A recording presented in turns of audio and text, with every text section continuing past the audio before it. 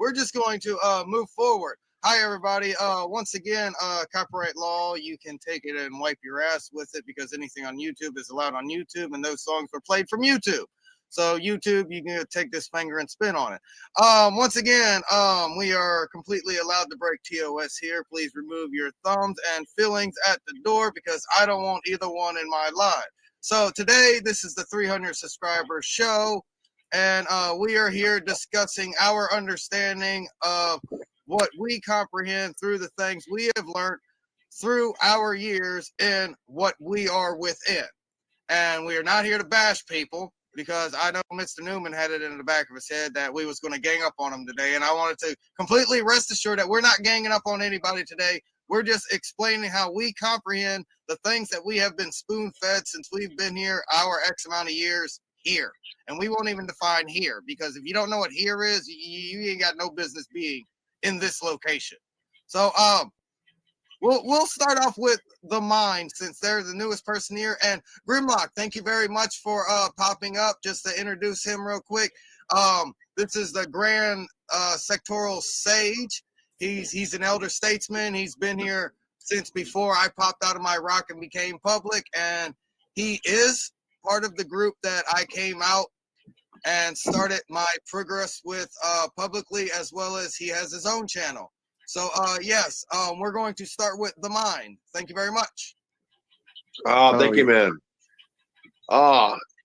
Last night we also reached a milestone on the Anonymous Republic Network.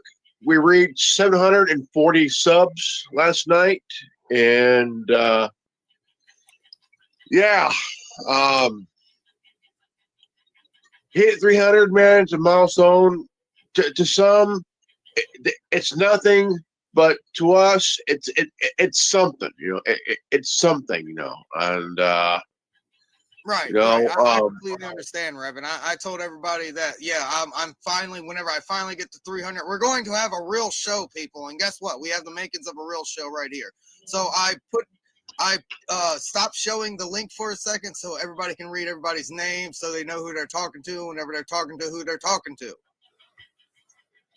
So I'm going to mute up again, and we're going to start with the mind.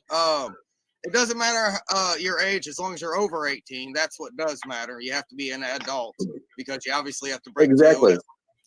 But well, not just that. Not just that.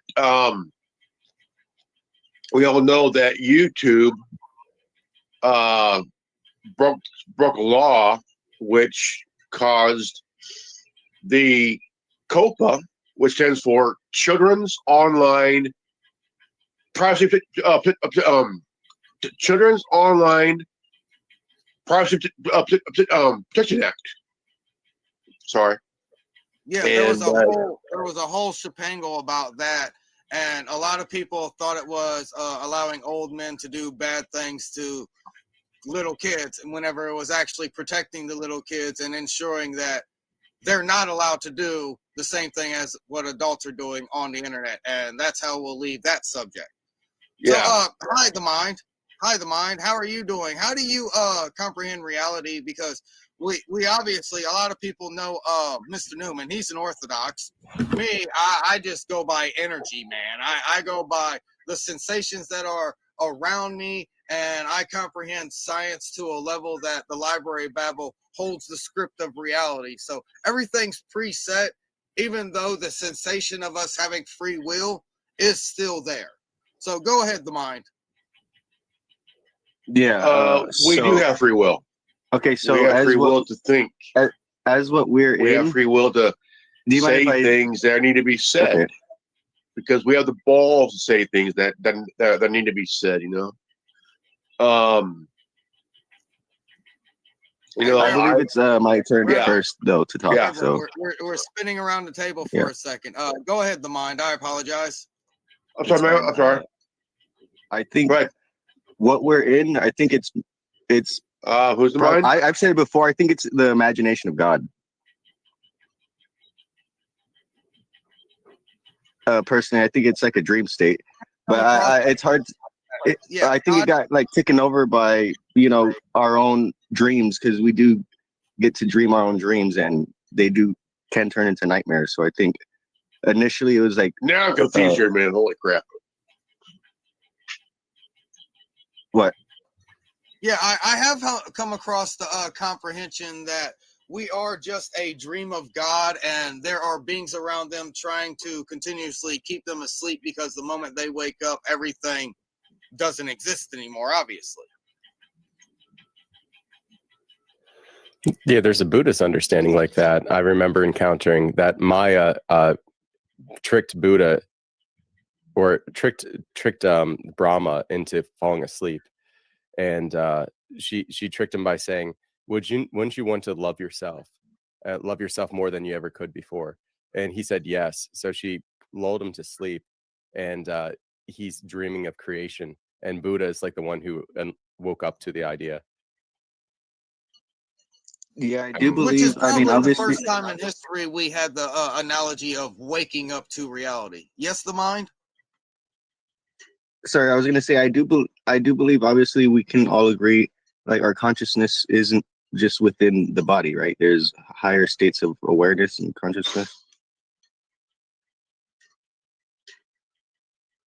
Or no, You're or we asking can't everyone agree. else if they agree? I see I'm what asking, you're can we agree to stepping in, that? but Can we agree to that or I see no? what you're stepping in. I see what you're stepping in, I but think, some of the other panel may comprehend it differently.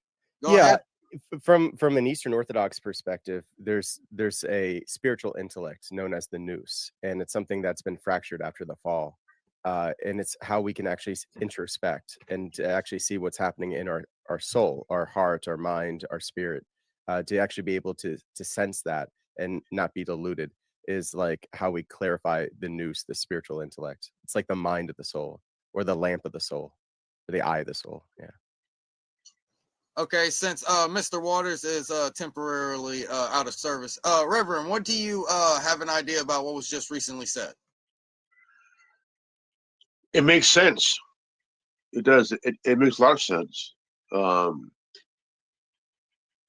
If you fall asleep and not wake up to reality, you're just basically taking a long slumber. Yeah, and it's kind of like coma victims. They actually acknowledge that they do have some type of brain activity, but it's not enough to awaken them, so to speak.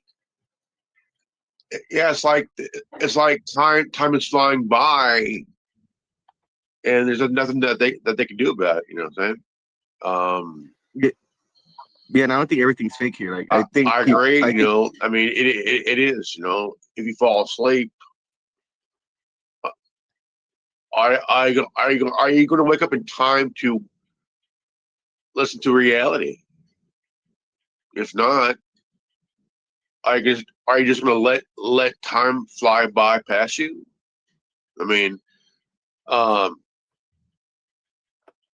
is your consciousness going to become a astral projection and see it for itself before you actually wake up?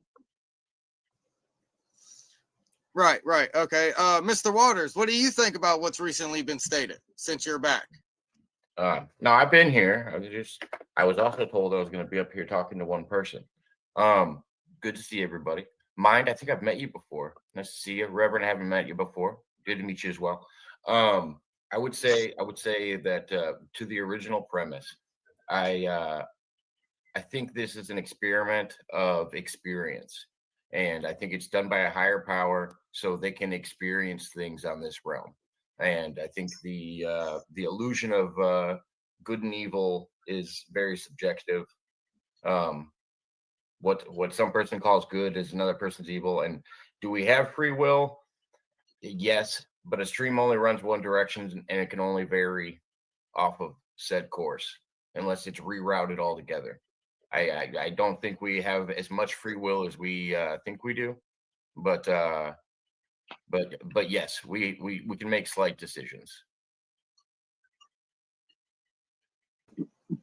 Was there something else you wanted to add agree to to that. what you were saying, the mind? Yeah, go for it. No, I was asking you if there was something else you wanted to add to what you were saying, the mind. No, I think that's it. I mean, I don't want to take up too much time. I wanted to answer the question. I think that was it. Yeah. Yeah, Jacob basically Waters, how you we just said understand something. reality, and each one of us will discern through our cognitive personal bias what we understand what the other person is saying. Like I said, this is not a debate. We're not sitting here attacking everybody. We're allowing everybody else to explain themselves, and then we take what we understood from what they said and explain it from our point of view so that we can comprehend what they said. This isn't a I'm better than you, I'm right, you're wrong. We're understanding how everybody views what's going on here. So coin toss, hey Rev, you want about 10 minutes to explain how you look at reality? I look at reality just like, in a very different way let me rephrase here. I see reality a lot differently from other people do, in a very different way. I was born in the mid late 70s. A lot of people of my age see things differently. You saw the rise of technology. Yeah. We were born before the internet, before the cell phone and Yeah, and I'm quite sure whenever you was a kid, the TV did the national anthem and cut off to the static for about 6 hours. Yeah. Very few people know about that occurrence. Bless yourself, Mr. Newman. We had the rotary. My parents had a rotary phone, and like if you ask this now generation, if you ask what's a rotary phone, they have no fucking clue. They have no clue because this is like 30 years. I mean, like 25. Maybe like I would say 35, 36 years before they were even born. You know what I'm saying? I mean, even the Gen Zs, they have no idea what the rotary phone is. And then it's kind of funny how that generation gets attacked because they attack us because we were born before the internet. We were born before the smartphone. We were born before all the tech now. Hey, Reverend, you remember the sound that will divide the generations, the dial-up sound? AOL. AOL, Net Zero. That I was saying, you got mail. No shit. But seeing reality, again, I see it a lot differently from everybody else because of how I grew up. What innovation came before and way before. I remember Atari, ColecoVision. These are consoles that you didn't need the internet.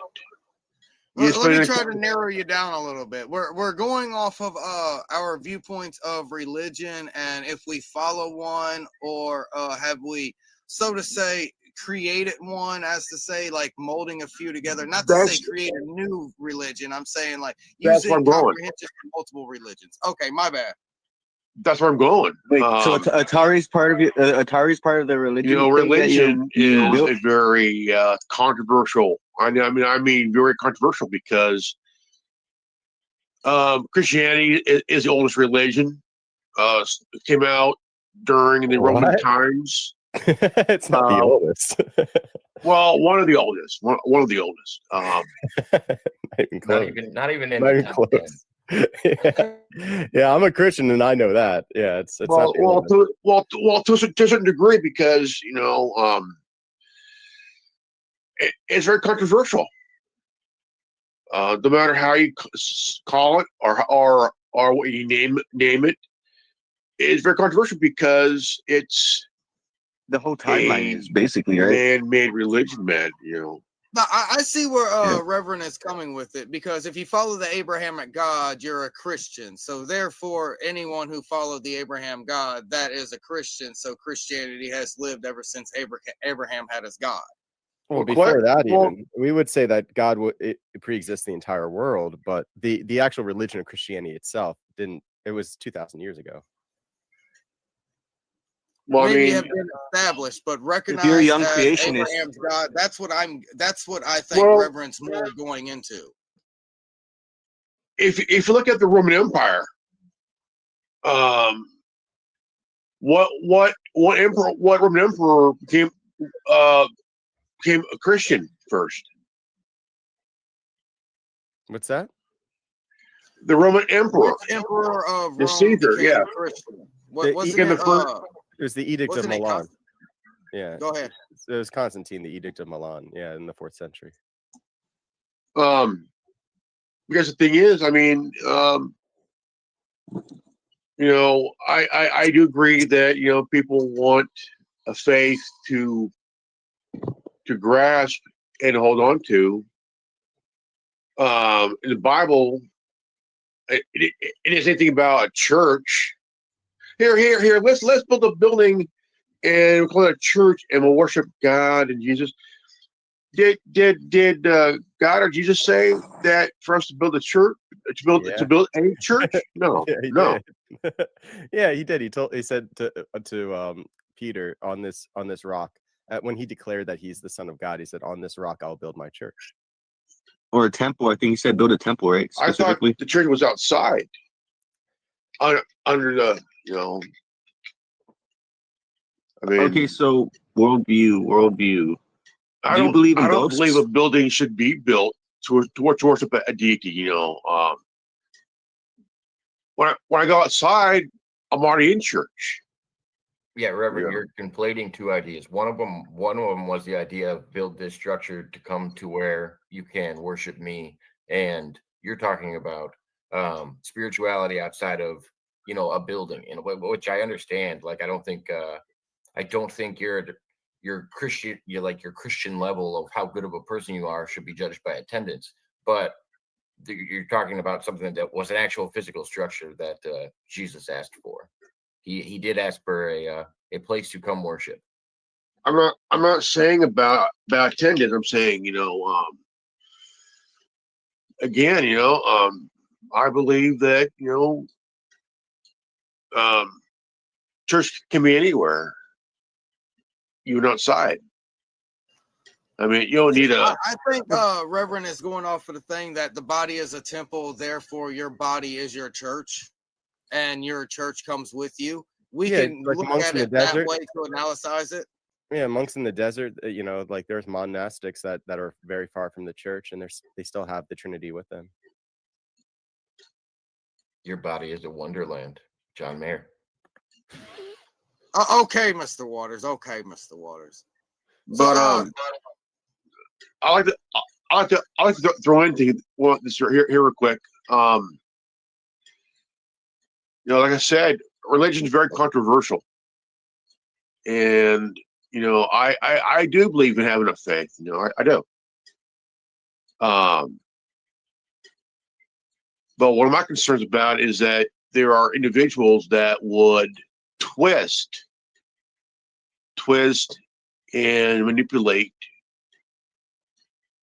and pull off half truths to manipulate people for their own gain, which to me is bullshit. No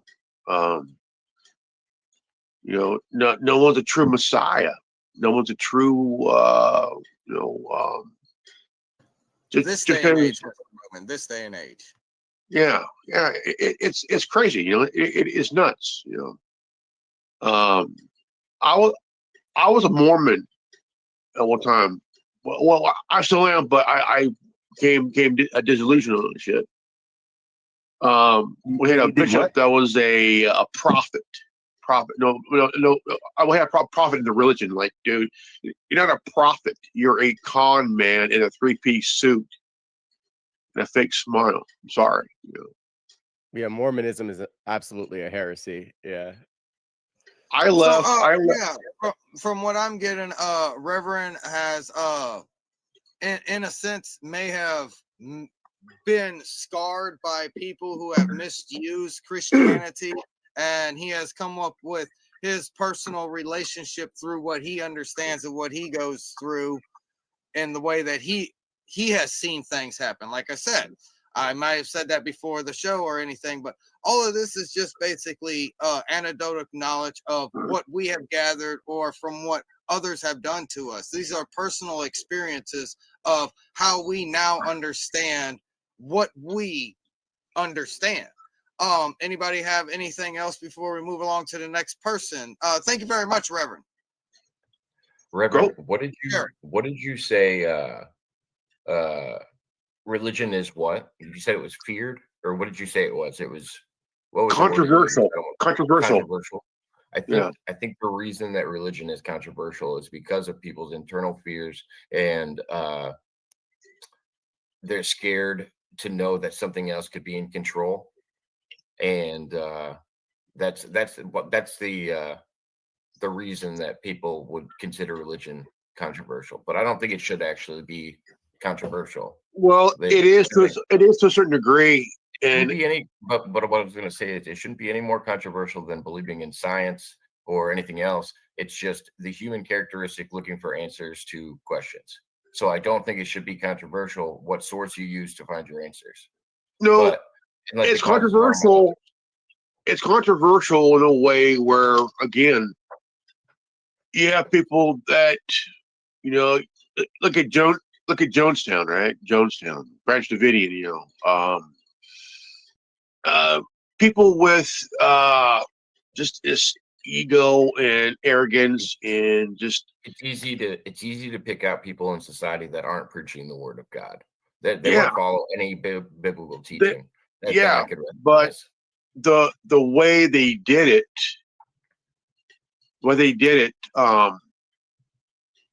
is something that God would not want to happen. Yeah, I can't remember the exact words I just did. It's just they're misusing the Christianity. It's kind of like we know about prostitution as the oldest job, the oldest occupation. In my personal opinion, prostitution. If religion is organized and structured in a way where revenue has to be circulated through it, it becomes the oldest trick of all time. That's the way I put through it, because we can look at Mr. Newman and say, wasn't Jesus very angry that money was being exchanged inside of the church and he flipped over all the tables? And you can elaborate into that story some more. I think the biggest thing is I don't blame Christians for the Christian crusade, though. Like we have to be able to point out the difference of when somebody's actually following whatever religion they're claiming to follow, and then when they're going outside of any scripture. Like the Christian crusades wasn't following God. They weren't following any order from their Christian God. And I'm not even Christian. Like, but I have no problem defending those weren't Christians either. And I hate to say it, but I'm in the book that Human wrote the book. Human arranged the book. Human decided what was and wasn't canon for the book.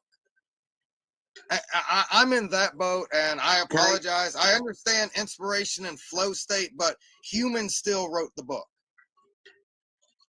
Wait, so I want to say one thing about that real quick. But let's say like God is real, right? Let's say God is real. Old Testament or New Testament? He exists. Let's just say God is real. He exists, and he does want to communicate with us. I think it's impossible for any man to stop that from happening.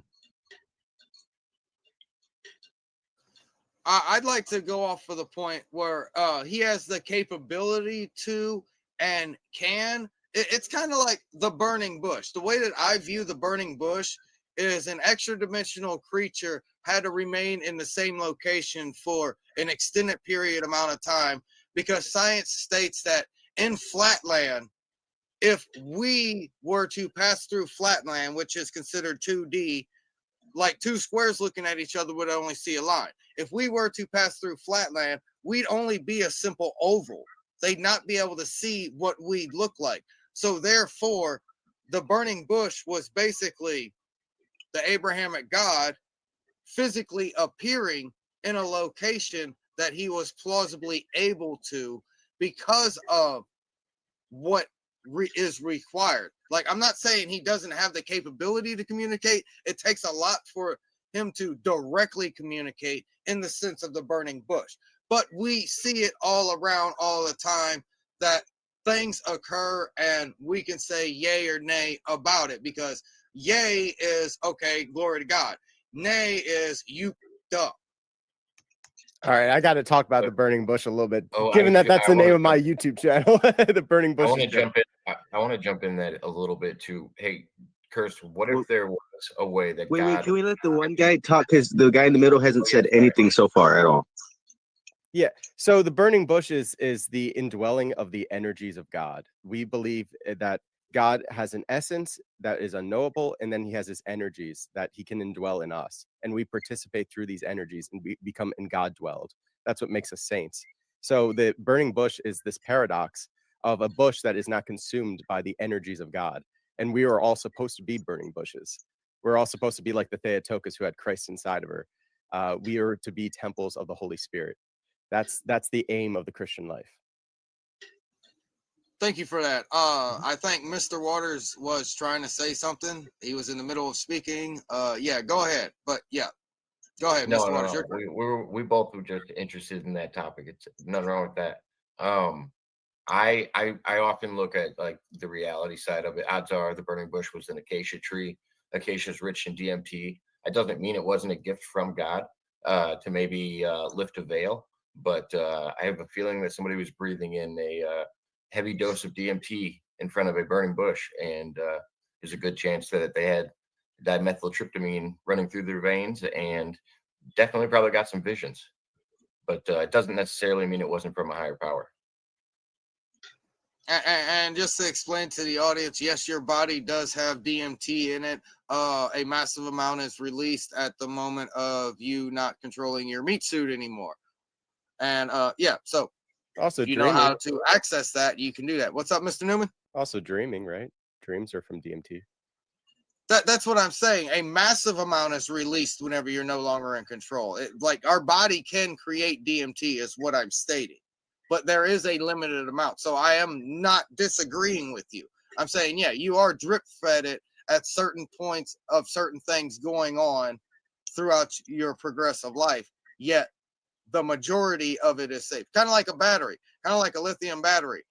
Most of the carbon of the lithium battery for the electronic car is made before you use the electronic car. Do you guys think fasting for like 40 days would also release DMT? Yes, it puts your body in a state of emergency beyond adrenaline recovery or reliance. I also think you get a huge DMT release with near-death experiences. I think that's why people describe their life flashing before your eyes. And that's why a fast would also work, because I think your body's dealing with something totally different and it's trying to cope with it. But regardless, if there's a mechanism behind it, it doesn't mean that it's not from God, like you already said. I agree. Well, I know at least two of us, maybe three of us, or maybe all of us on the panel have had a near-death experience at least once in their existence. I've had a few, but I had a very major one that I think was actual death. But, you know. But yeah, that's what I'm putting on the table. I know Mr. Newman has. I know I have. I don't know if anybody else. Maybe, definitely, unsure, question mark. Yeah. I know I have, but it wasn't anything where like I was releasing DMT. And I agree. I had mine nearly 30 years ago, over 30 years ago. What did you see?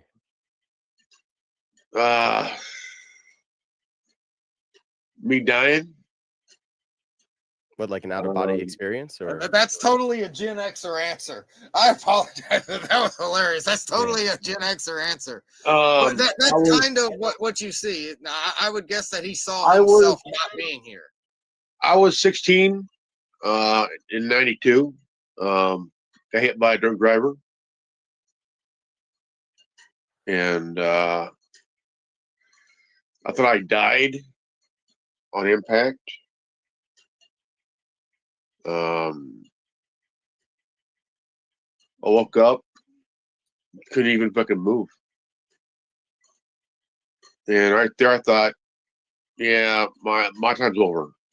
I mean, I got hit by a fucking 5,000 pound machine and shit. Going what 50. And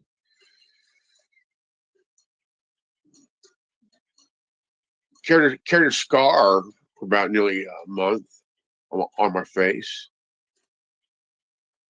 But did you have like an afterlife type of crossover experience? Close?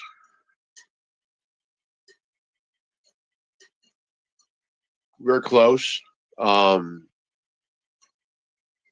think Your own. honestly, I think I've how you say on that day, God didn't want me. The devil was afraid that I might take over his shit. So I'm alive now. So Yeah, kind of how I look at it. I've seen Damnation and Paradise. Both of them scare me out. This is the only place left. So between Mr. Waters and Mr. Newman, who wants to go first? Sure, I'll go first. Hey, can I So ask you a question about what the last thing you said?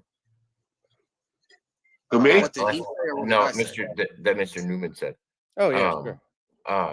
you said that's how you can justify that it could also be coming from God. You were agreeing with me that I had said it could be a gift from a higher power, and then you placed God in the place of higher power. How do you determine the difference between a God, a higher power, the one that you're supposed to be following? This is kind of my crux with religion, is I think they're talking about more than one God. Yeah. So, yeah, I guess this kind of plays all into my answer. First, what people were talking about reality. I think the reality is the Trinity. Uh, for me, I went through a lot of life trying to find out the answers for myself and deciding, what I thought was true and what wasn't true, and using occult methods to do things like astral projection and all these magical techniques. And I tried to I thought I knew things, and I filled myself with these understandings. But when alcoholism was taking over and I was going to die, uh, I I listened to a friend who told me about the inexhaustible cup icon, and I was willing to try anything at that point. I was a Christian formally, I was a Methodist in the past, but I was definitely willing to try out an icon because I was an occultist at this point. So nothing seemed off the table for me. And I was ashamed to actually ask Jesus for anything because I said lies about him. I used to say like that he was a magician too. And I helped edit a book that my imperator put out.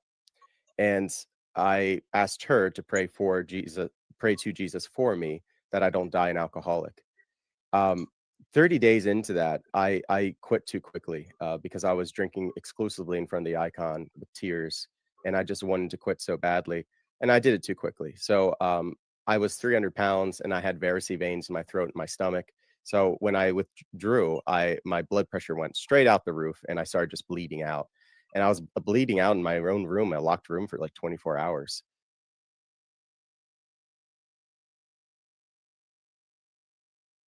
Eventually, somebody came, and the paramedics thought I was dead, but then I came to.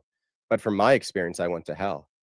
Before I went to hell, I saw Jesus, but there was also all these other voices around me that were claiming to be Rosicrucian ascended masters from my order, and they said, "Don't bow to him because then you would be trapped. That's an egregor. That's just a thought form. Like you should explore the universe with us because you made it. You got the Magnus Opus. You have your light body. You could explore the universe with us." And so I hesitated to bow to him, and I was pushed out of his countenance. And I went to a very dark place, a place without grace. And I don't know how long I was there, maybe even a year.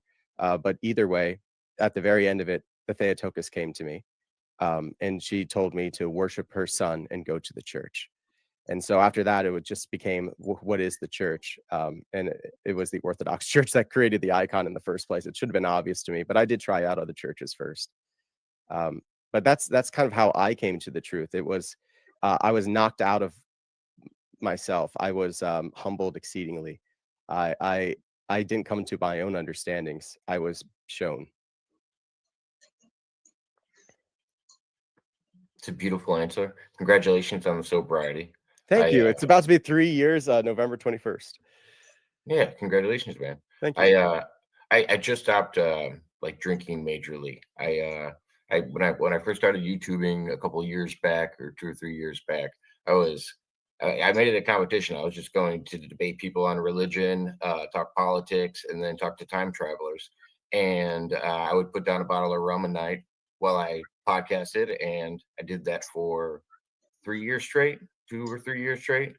And now I think I'm at like 30 days sober, something like that. And like I want to be able to still have a drink and stuff like that because I don't want to quit forever. I just want to make sure I have control of myself. But yeah, dude, congratulations. That's awesome.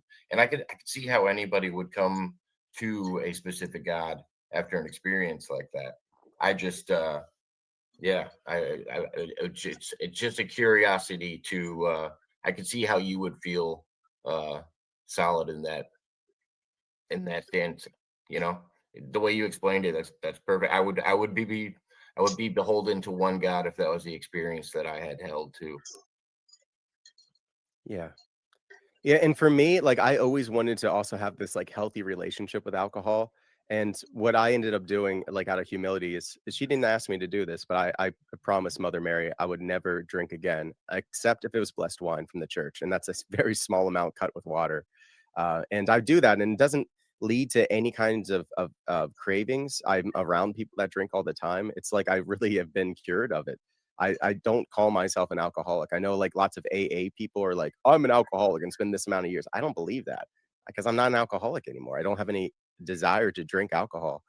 I like the taste of beer. Like I still can drink non-alcoholic beers, and that doesn't make me want to drink alcohol either. I just like the taste of it, Yeah. of beer. Yeah.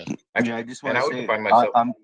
Sorry, go I ahead. just want to say I'm 33 and I used to drink since I was like 18, but I just recently stopped because I just don't want to drink no more. I want to pursue my goals, and it's hard to do that when I'm just wasting my money drinking and sleeping all day. Yeah. For sure.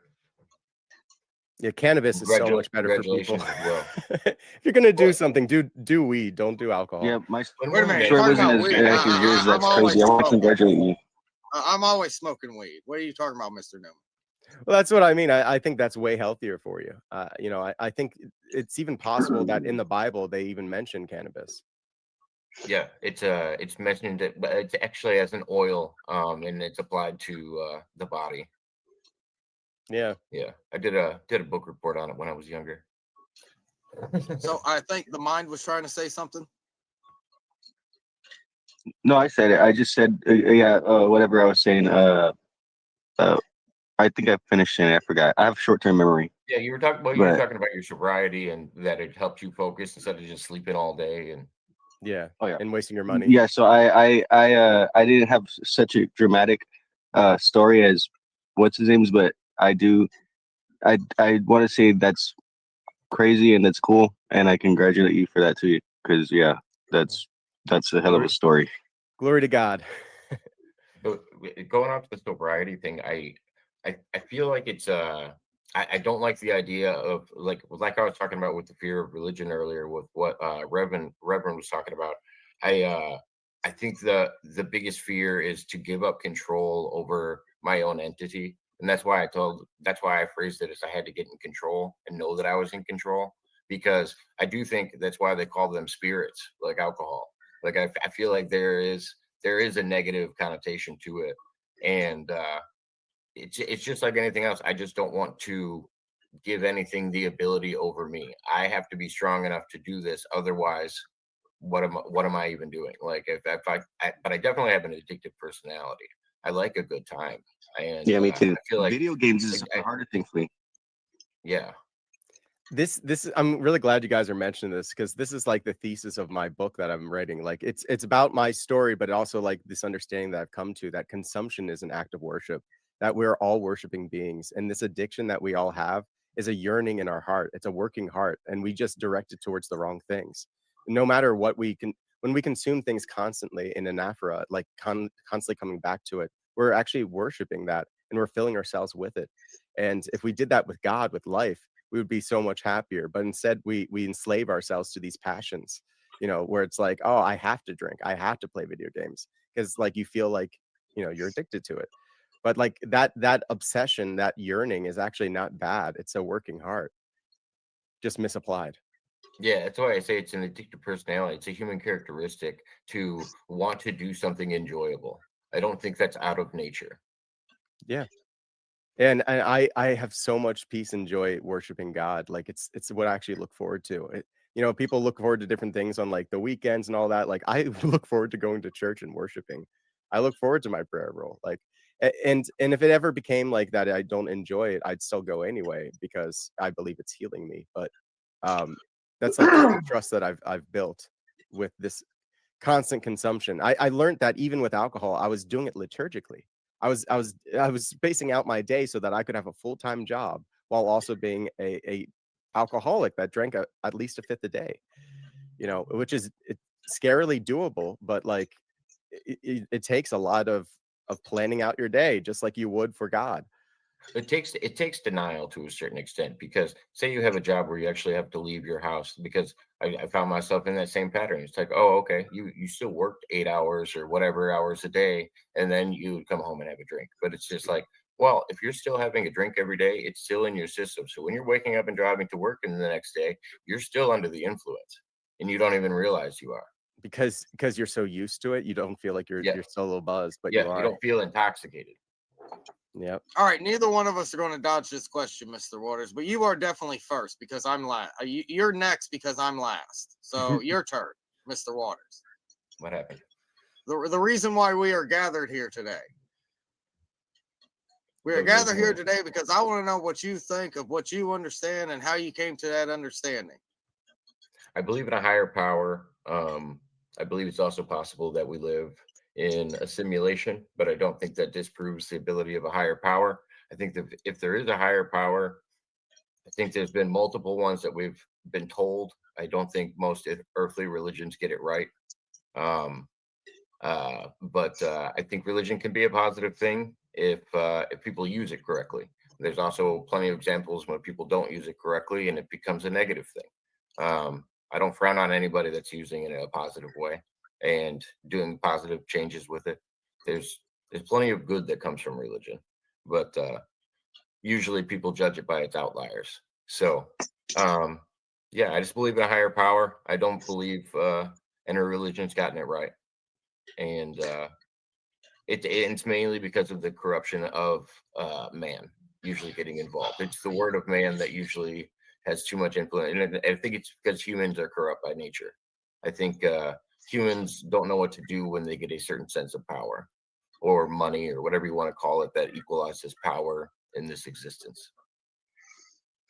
Curse Zero, I just want to say I forgot to mention the fact that I came to this conclusion because I've had like these lucid dreams, and I literally had these visions, and I've literally seen, uh, I become the universe. I was this thing called the universal consciousness, and I saw backwards and forwards into time, and I was able to see like uh, these dimensions. It was like an infinite amount of dimensions that was making up this one reality, and I can go into those stories if you want, but I forgot to mention that part because that is a big part that plays in the whole reason why I believe in what I believe in. A lot of synchronicities and a lot of like epiphanies through dreams and visions. Right.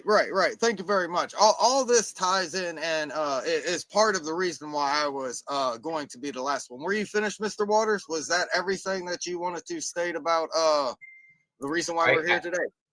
Yeah, I don't know how to publicly state what I believe. It's usually one of those things that you have to like dive in and ask me about. But I would say, as a generality, yeah, I think I covered most of it. And I guess Oh I'll yeah, just that's where we are. Go ahead, I'll, Mr. Newman. I'll just add to mine that so from the understanding of the Eastern Orthodox, the humans fell because we tried to become God without God's input. We broke the fast. We disobeyed, and that is life itself. So out of mercy, God kicked us out of the garden so that we wouldn't be stuck like that forever. Um, and God, through his love, has always been drawing us back to him. So in the Old Testament, you'll see a lot of our human response, that is weakness, uh, to God's love. And that's why it can sometimes look like, oh, it was, did God say that there were slaves and all this other stuff, like that this was a good thing? I would say, like, you'd have to look at, for example, if you were to take over another like tribe back then, you would kill everybody. Slavery was considered to be like a merciful thing to do. Today, we would say that that's completely wrong because God made us all in the icon of God. But like they didn't even understand that yet because the incarnation didn't happen yet. So like it's sort of like there's this dance between us and God throughout history. And when God came in the form of man, he like ended history. And we believe that we are in like the end times in the sense that the kingdom is here through the church, but then there will be an actual second coming too. So, we believe that the saints are in heaven right now, that they can pray to God for us, uh, and that the entire aim of our existence is to be more like God because we look like him, but we should be more like him. And that means loving others.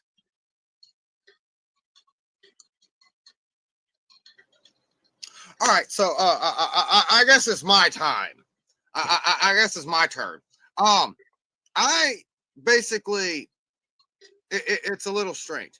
I have a very steadfast thing that you have to prove it to me, and then I have to prove it to myself, and then I can accept it. It's kind of how I discern things. So, and I've been like this ever since I was knee high to a toad frog. So the whole point of what I'm putting down is if what you're telling me can't be double checked by myself and I get the same result, it's opinionated. In a sense, it's only circulated towards that individual. So then I come across science later in my years, discovering things, and science just keeps on extending the frontier of the cliff of knowledge that we have. Um, like Grimlock said, since the 70s and since the 20s, it's been occurring majorly. And I've tried to keep up with the frontier edge of science. And the funny thing is that all of this together, it's kind of like what Mr. Waters was stating. Not everybody has a full story, everybody has pieces of the story. And through my method of discerning things, I've come to the comprehension of finding as much of the story as I can. And the way that it comes down is I'm not learning things. I'm obtaining information. I'm in a sense remembering instead of learning is what I'm trying to state in a form of human words. And science basically shows us and has a way to lean us in a direction where, yeah, everything is plausible because everything has occurred, will occur, and is occurring all at once. And it happens in a cylindrical universe, which basically means what we know as the grand expansion, otherwise known as the Big Bang, and the big crunch through entropy is just a giant cycle that the universe goes through. And all of this together at one time, meaning, yes, each and every one of you are correct. as well as each and every one of y'all are false. It's the Schrodinger's cat of reality. And in order to have the even comprehension of a timeless being, we have to be able to go through all of these.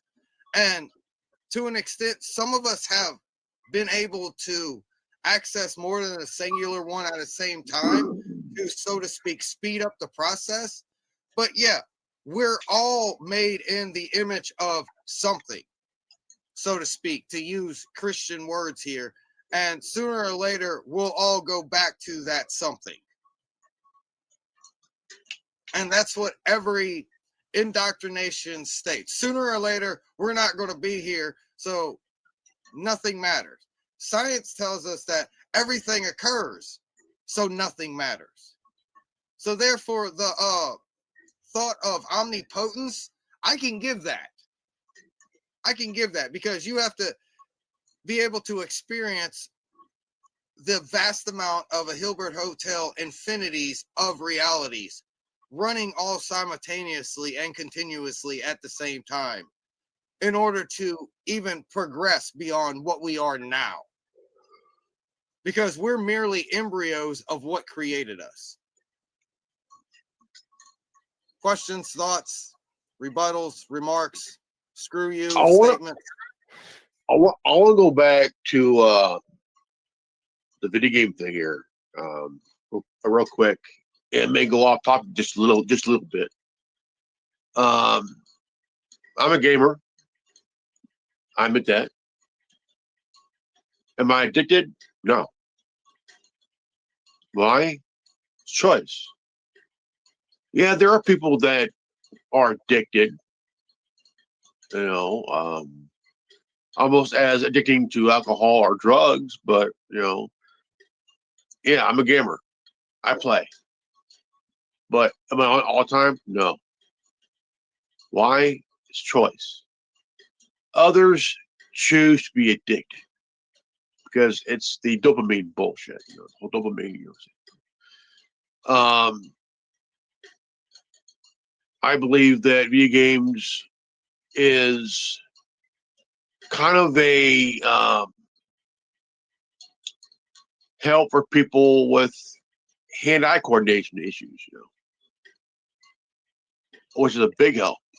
I just want to say entertaining things can be very good tools for distraction or placeholders for distraction. And I think there's a lot of things we should be focusing on, and going into the digital world and just firing our dopamine receptors, like you were saying, is not what we need to be focusing on. There's so much more things we could be doing right now that we're not. What I'm trying to say is there are individuals that have hand-eye coordination issues. Having a hard time with the hand-eye coordination. It's coordination, And again, is it a distraction? Yeah, because people make it a distraction. People choose make it a distraction. I'm a counter. I think we're in a fractal universe. I think we're in a fractal state, and everything we are a small version of something greater. That's all I want to say. Yeah, but again, can I ask you a question? Yeah. Do you think it's possible to be addicted to religion? Depends on the person. No, I'm just asking the nature. Do I believe it? Do I believe it? Do I believe it can be addicting? No. No. You don't think you could get addicted to any feeling? Like that's what I'm asking you, because like addiction to me is just like mine said, it could be a distraction from something, because it doesn't. I didn't say which religion. Any religion could be a distraction from something else. The only way it could be addicting if it's an ideology that's been twisted. Okay, so I'd like to jump in real quick and state that there's this reward punishment system going on with your brain, and if you allow your brain full control of that allows your brain to release dopamine whenever you do good things, and release the I can't remember what the opposite side of the coin is, but basically what I'm explaining is that your addiction stems from the reward cycle of what's going on. So yes, in a sense, anything and everything can be addicting if you don't have control over your brain and the way that it releases its dopamine for your reward punishment mechanism that's installed into your brain. Yes, everything can be addictive because of what your brain does. Yeah, this is interesting. When you look at the definition of addiction, it comes from the mid 16th century, denoting the state or condition of being dedicated or devoted to something. From the Latin addictio and addicere, which means assign. So it's like assigning your time or devoting time to something, which kind of plays it back into like my whole idea that it's really just a yearning. And what are we focusing our yearning on? Is it on God, on life, is it on love, the things that are of God, the beauty and goodness, or is it like things to just make us sort of escape what our present moment, which is the only thing we truly have, is this present moment. That's why it matters who you're around, because the people around you definitely have an influence on your I don't know when I say your aura, but your mentality, your mindset, I guess, and some other stuff. I don't know, subconscious potentially. Exactly. The destination is not the only important thing on the journey. Go ahead, Mr. Waters. I was going to ask, so the variable for addiction is time, then? Time committed? That's what it seems and like. And then it's personal discretion or somebody else diagnosing, I guess? Yeah, I feel like in the modern version of addiction, we think of it as like a disorder. And so that's why, like, I wouldn't maybe feel comfortable saying I'm addicted to God, but in a sense I am, like I devote my time to him. My yearning goes towards him. Well, you can be addicted to love, right? Yeah, you can be addicted to all kinds of stuff. But that's more playing with the original meaning. But the reason I posed that, Reverend, that question to you was just because I wanted to see if you could make the distinction. If you're committing that much time to something, and also like what mine brought up, if it's a distraction from something else, or if you could be doing something more productive with your time, is it possible that there could be a level of addiction in there or just obsessiveness? But I do support the idea is they do have people doing brain surgery now where they actually want them playing specific games and it actually helps with their hand-eye coordination and they actually use it to improve that. But those are very specific games built towards a very specific task. And I assume you guys aren't playing the same games. No. So I don't always hear that argument. Well, where I'm coming from is that, yeah, we have free will. We're going to choose. I like to think that I choose to not be distracted, not to be addicted, because an addiction controls you. Like I call it, what you're letting your addiction control you. Yeah. And you have to have the mind to realize that you're letting addiction control you, and it's winning. It has you dead to rights to a certain degree, But when it comes to video games, I see it as a total opposite. I see it as I believe in it. It does help based on what you're doing, what on a mental to help with hand-eye coordination, because you need hand-eye coordination on it's like you have a brain injury from on the job work, and you're dealing with issue with dealing with the hand-eye issue, man. What kind of games? You're right. I agree. What kind of games do you play, Reverend? I play a little bit of Call of Duty, Assassin's Creed, Star Wars Battlefront, Watch Dogs. Are you excited about Battlefield 6? I never played the franchise Battlefield. I've always been a Call of Duty. I played a little bit of Forza. Um, but I'm mainly Assassin's Creed. It has a lot of history in it, Assassin's Creed. So Uh, yeah, I get down to I the like idea. a good story. Yeah, story is so important for me. Like, I don't play a lot of video Okay, games I anymore. think the host is Story. trying to talk. What do you say, Chris Zero? Yeah, go ahead, I Chris. get down to the idea that either the wave function, either way, the wave function is going to collapse. And the only time that we actually have, quote, free will is whenever we have the comprehension that the wave function is going to collapse, but we decide whenever we detect it to, so to speak. It's not the fact that we don't have free will or we do have free will. It's that I'm putting down that reality has already predetermined. Kind of like Mr. Waters was saying earlier, a river only flows one way unless it's directly diverted. And that's what I mean about deciding whenever the wave function collapses, because no matter what, the wave function is going to collapse. What practical use does that give a man, if you're right? Well, it has to do with the observer effect, and this whole butterfly effect thing. It has to do exactly with what you're talking about. Whatever we focus on is where we kind of give power to, and we kind of it affects who we are, what we're focusing on. It's the weird scenario. My bad, the mind. It's the weird scenario where you're thinking about buying a car, and then suddenly that's the only car you see on the road. Yeah, but if you don't have free will, then it's not your choice what you focus on.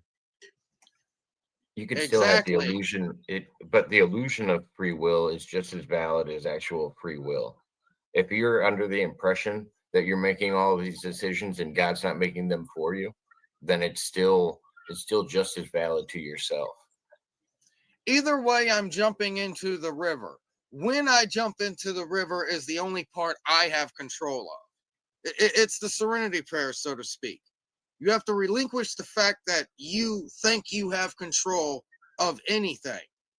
And then you have to figure out what you do have control of.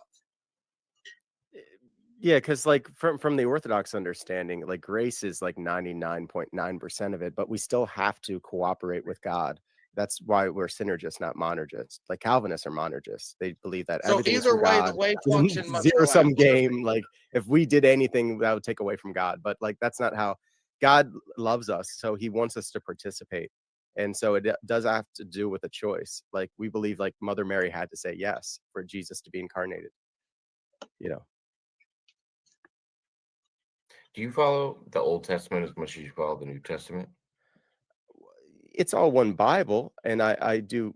When you say follow it, you mean like have I read it? Yeah, I've read it. No. I expected you like read it. I just didn't know if you feel like we're witnessing the evolution of God in these two books when we call it the Old Testament and the New Testament, because some people would describe it as different gods, and that's actually where most of the lineages of other religions kind of branch off is into the New Testament or the acceptance of Jesus in general. Yeah, I know there's like that Gnostic understanding of like there's two gods. One of the Well, Gnostic understandings. just like Judaism as well. You Well, know what I mean? Like I they can don't. look at it. I can look at it as one God for the simple fact he was angry that his children weren't listening to him, and then he finally gave up and said, "You know what? I love you anyway, and I loved you before. I was just being a parent because you was a rebellious child. Now that you're an adult, I'm no longer allowed to interfere, but I'm allowed to still say I love you." That's kind of how I look at it. It's the same person. I mean, I do believe it's the same God, to answer your question. I think that there's a lot of prefigurements in the Old Testament of Jesus Christ, and we have to like look at it from the lens of the New Testament. That's the way I look at the Old Testament, is always in the under the lens of the Trinitarian God. It's like whenever you're a kid and a teenager, your parents correct you and they do it their way. Whenever you're an adult, they don't have that much influence as they recently had. That's kind of how I look at the New and Old Testament. So with that lens, would you have to go, okay, I'm picturing this God who wanted to restart creation because he felt like he had messed up. Then he had to almost offer himself, if you're believing in the Trinity, offer himself up as a sacrifice, and then be turned in by his own Jewish people that he actually was a Jew when he was walking this earth. Like there are a lot of conflating ideas that sometimes of understanding the Trinity, and that it is the Father, the Son, and the Holy Spirit. And so he would have to give up himself to go down to earth and sacrifice himself in order for people's sins to no longer be treated the same way, I guess. Yeah, so what God did, and we don't have the Western understanding. We don't believe that like Jesus was sacrificing himself to the Father to like so that the God's wrath would go on Jesus instead of us. That we don't have that understanding. We believe that what Christ did was he brought the human nature and the divine nature together, and he showed us his great love for us by sacrificing himself for us. But sacrifice to who? It's not really, it's sort of like not even the question. Like it's not that it was a, yes, it was a ransom, but it wasn't like a ransom to God, and it wasn't a ransom to the devil.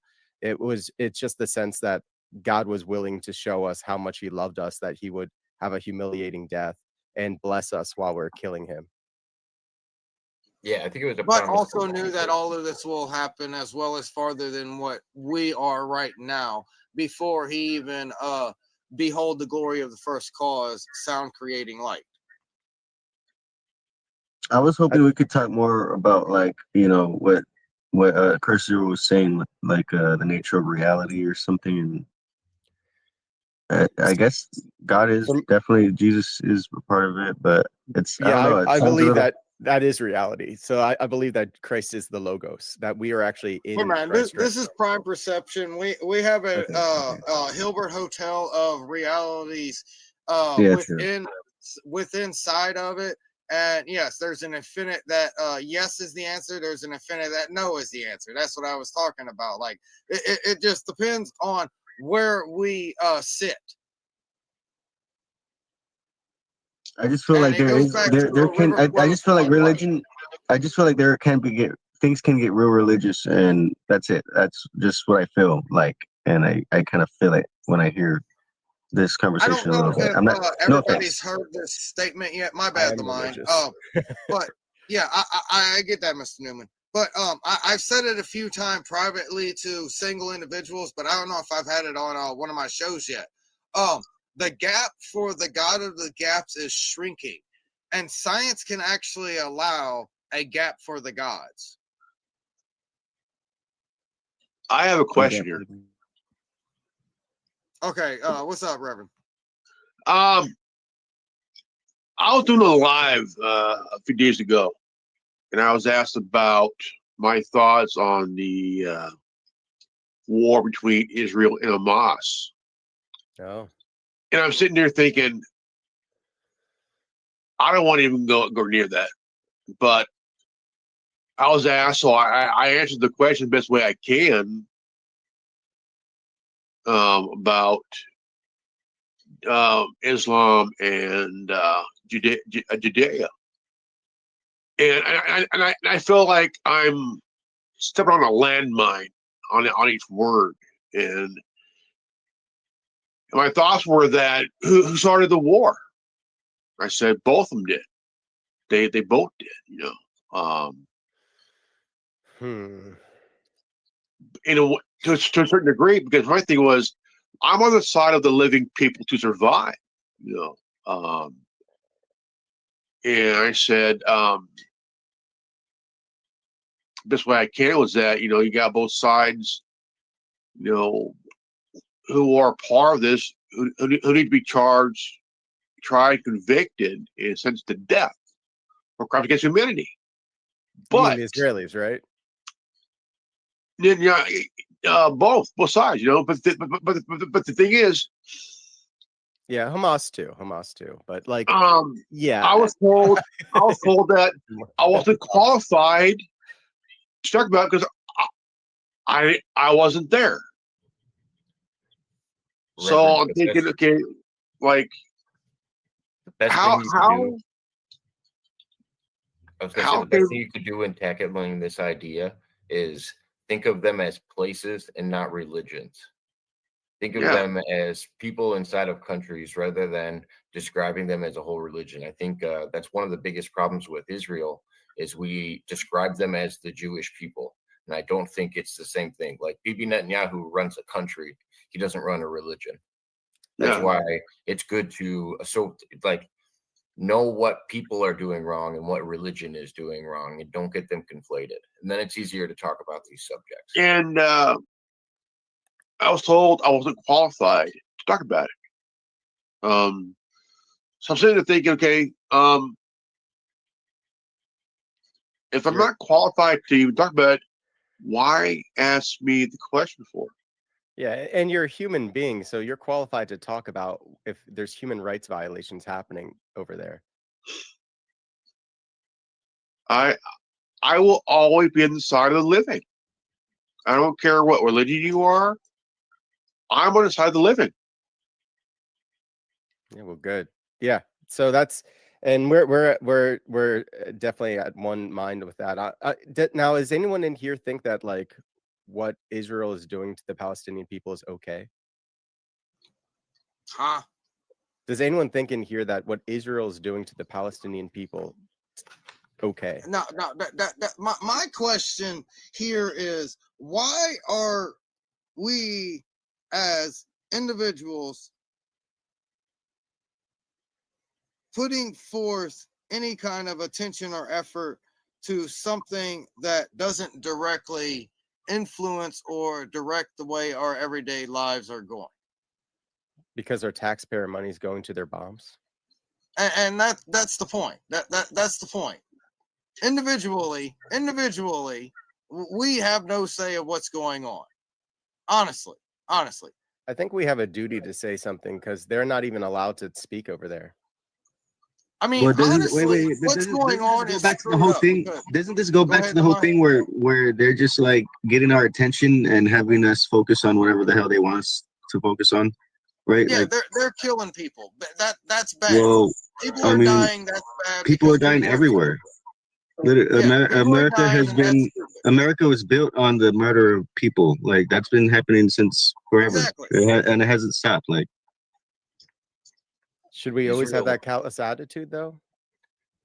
no, I'm So not saying we should have a careless attitude. I'm saying there's things that we should be focusing on that actually matter. Like literally, this whole stream again is supposed to be about what was it about? Zero, Curse Zero. So basically, the original timeline was supposed to be Mr. Newman, Mr. Waters, and myself sitting here, and we found out that that was too boring. So I decided to make it an open panel in Prime Perception. And the answer When is did you this decide is that? different than what it was. Oh, I'm just I found expressing the out when fact that everybody else multiple joined. realities are running at the Yeah, same me time, too. and I'm I perceiving just saw black the and white. StreamYard link go out and it was just like, okay, guess it's Yeah, not I'm just basically iterating that multiple realities are going at the same time, and I'm perceiving more than one and stating this is Prime Perception, where we're all here on an open panel having a discussion because the original format was too boring, according to Mr. Waters and Mr. Newman. So this is why it became an open panel, None of us said and that. they're Mr. looking Newman, at what me he's like trying to they're say is confused he didn't because think I'm we would explaining entertain what's the crowd happening enough. in other timelines that are happening right now. Because in the other timelines, the other show has already ended. So who's collapsed their wave function and figured out what I said instead of demanding that their cognitive bias steps in and stating that this isn't true because XYZ? No, this is true because Element OP already figured it out. Okay, I got you. Me and Mr. Newman, I have a feeling could have held a very good conversation between the two of us. I don't think. I'm not And I saying it think- was better. and That's I why I think said we- it was different. Go ahead. I could jump off if you want. No. I have no problem with them doing an open panel. I was just saying neither me nor Mr. Newman knew about it or asked for it. We were just, and that's why I said that when I came on. It was nothing personal. I don't care if anybody else wants to talk. I'm down for it. It gets new ideas on the floor. That's what I wanted. I didn't know it was a stream between both of y'all specifically. I'm sorry. No, no, no, Oh, no, yeah, no, no, no, I no. had no idea either. It was originally set up to be a closed panel where Mr. Newman, Mr. Waters, and I discussed what we have already discussed and come to a precipice about. And all I'm stating, I'm not stating that this version of what occurred is better. I'm just stating this is what we decided Prime Perception to be. All right. Like Okay, I well, said earlier, figure out what you do have control of and control that. Either way, we're jumping into the river. Just But at yeah, what point of the river we're jumping in is what we're allowed to decide. But what okay, I came guess to with Mr. politics. Newman, Let's talk politics, I guess. but what I came to with Mr. Newman, and when he told me about his experiences, there was no way either I was going to be able to change his mind, or he was going to be able to change my mind about what he felt. So I knew at that point we could continue talking about religion or talk about esoteric ideas or what's controlling things, but at the same time, I just know from his personal experience that he had, there was going to be no changing his mind about any other possibilities. Oh yeah, I already assumed that. That's how come in my perception as well. The other show was kind of boring because many people wanted a scrap down, and we definitely was not having a scrap down. Because I know Mr. Waters sees it differently than what I do. I know Mr. Newman sees it differently than what I do, and I see it differently than what both of them do. And that's what we was coming down. We wasn't coming down to scrap. We was coming down to find even ground, and if somebody can throw something new on the floor, like Mr. Waters stated. Yeah. Do you think we all can agree that love is what we should be doing? Like we should Love and peace, man. Love and peace, man. and by I love, think love Yeah, is go a blind eye. Love can be blind. I think it has to be, enabling somebody out of love doesn't mean you're doing the right thing. Yeah, righteous and justified anger. I think that's a thing that is a part of love. Like there is a reason to be angry and mad. fair, absolutely fair. Yeah, and I think the highest can love go- is suffering ahead. love. Go ahead. I was just going to say the highest love is the love that suffers for others. The mind was going to say something. No, I said what I had to say. I was going to basically put down, aren't there warriors on that side, Mr. Newman? I'm not stating that they lack love. I'm just stating, aren't there aggressors on that side in order to protect what they cherish? Because we all know what the Bible says. There's going to be a giant war. Are you going to be on the field, or are you going to be back in the cabin with the women and children, Mr. Newman, like I told you to be? Joke, haha. Well, so there's a spiritual war that we're a part of, but we're not supposed to kill other human beings. That's a Oh, last I resort. completely agree with that. That's why we have these discussions. We're not exactly trying to harm each other. We're trying to grow. Yeah. Yeah, I think there's times when killing someone can be justified, but it has to be a last resort, you know. And that's why I actually thought the Israel Palestine thing was a good topic, and I think the mind was a little bit right on it. Reverend, you guys were all like touching on a little bit of right on it, but I don't feel like it's something we should be involved in. We shouldn't be supporting them. The conflict between the Israelites and the Palestinians has been going on before the United States was even a thought. So no, I don't think it's our job to get involved. I don't think it's our job to worry about it in media or get people distracted by it. And no, we shouldn't be supporting death on either side. I can agree with. It's very simple. I just don't know why. I do agree. It's a huge distraction from what's really going on in the world and our own people and what's, I don't know. It just a slap in the face to worrying about your own country first. It doesn't make any sense to me why we worry about other people that have been established countries long before us. Exactly. The one thing I would add to that, though, is that Israel is a pretty modern creation. It did come after America, and you know the history behind it is like basically Britain owned Palestine, and they were some very very powerful Jewish bankers decided to buy land in Palestine. And the original agreement with the British government was that they would respect the Palestinian people and wouldn't go beyond these like certain lines that they drew. But they went beyond those lines, and they certainly didn't.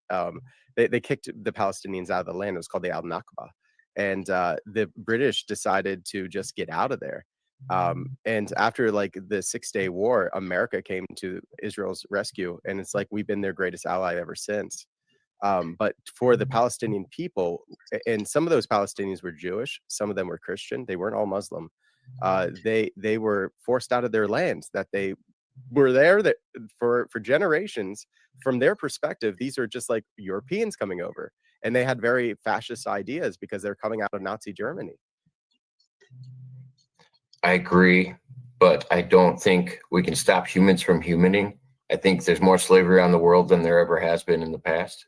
And Correct. I think humans are corrupt by nature. And we have to decide, is it our job to be the moral arbiters of everybody else on the planet, or what?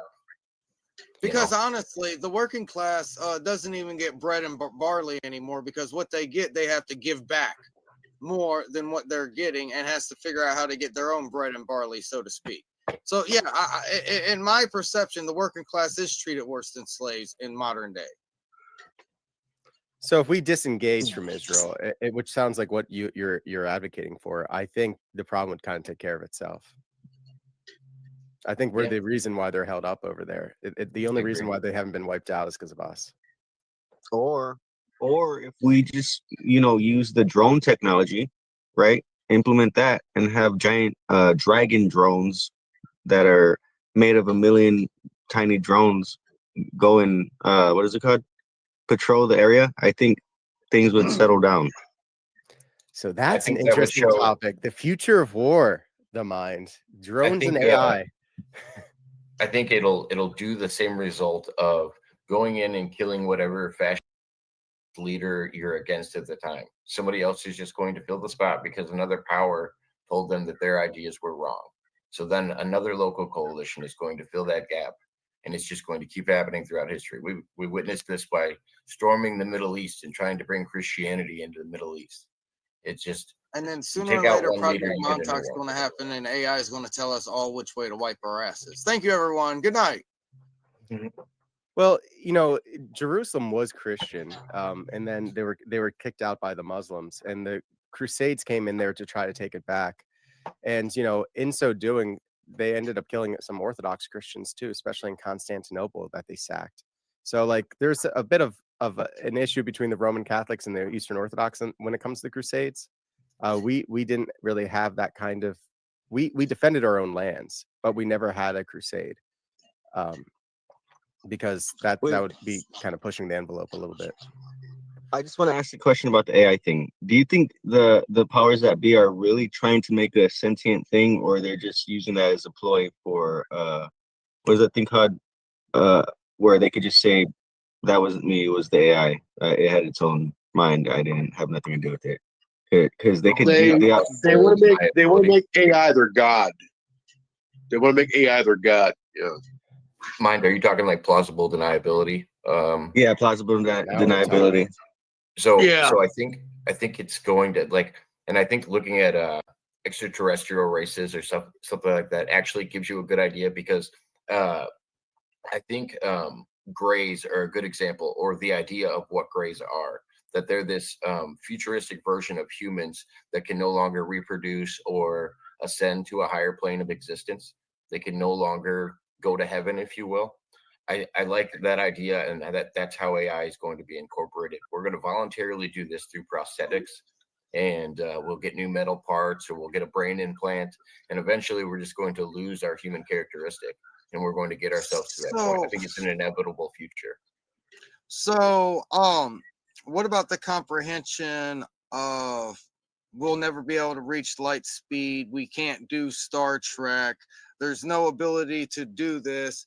And if there was such a way to have a first encounter, so to speak, they'd be leagues beyond us. It'll be like, why does an ant have a quarrel with the boot?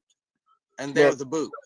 One theory out there, which I think will probably gain traction because I think AI is going to be the liaison to some kind of extraterrestrial deception, is that they're all AI. There's no way that organic beings can travel these distances. It makes way more sense for information to travel that fast. And there's no way that organic beings can have even communication with the AI, LLMs, AGI, ASI that they sent out into the universe, because it's definitely the dark forest. Because science has proven it'll only take a couple thousand years for any kind of colonization type species to spread across a galaxy. Well, it's 2 billion years for the von Neumann probes, right?